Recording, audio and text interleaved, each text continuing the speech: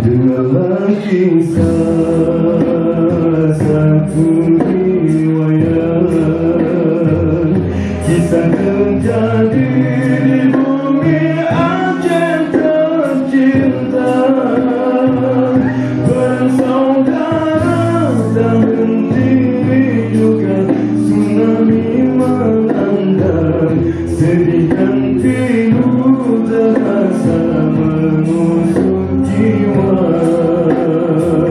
Yatim piatu menangis terseduh-seduh, rindu bertemu bersama orang tercinta.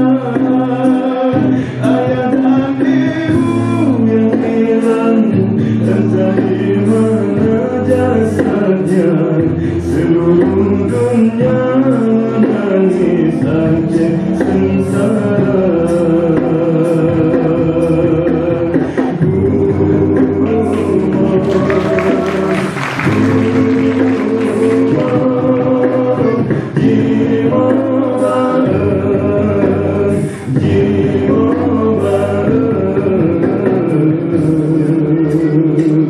Yatim piatu menangis terseduh-seduh, rindu bertemu bersama orang tercinta.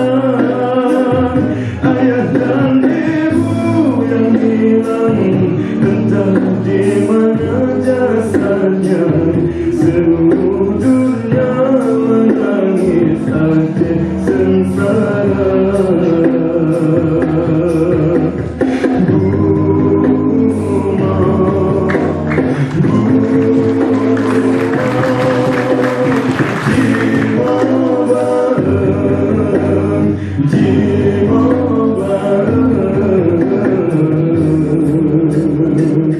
Barulah hikmat terasa, kini terasa,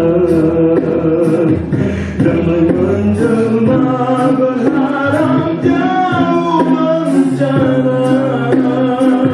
Hiduplah kasih dan sayang kita semua bersaudara.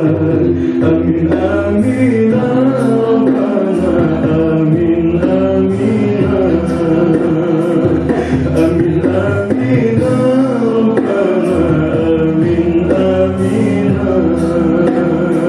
Aceh beraman, beraman, bergodara-godara, semua megah Tuhan. Bukan agama.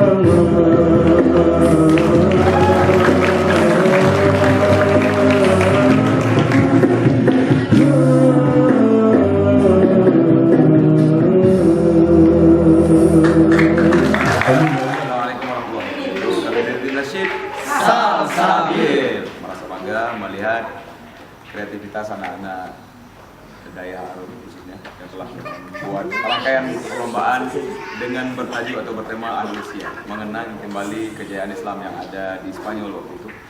Dan kita bisa mengambil intisarinya Aceh juga pernah berjaya dengan keislamannya yang sangat kuat dari kerajaan Malik Salih.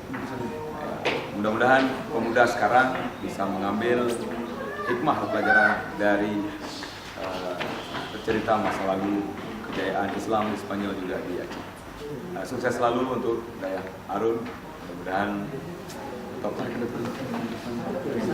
tiba di Indonesia. Sudah cukup ya, Salsabil, Salam Adil Nangro.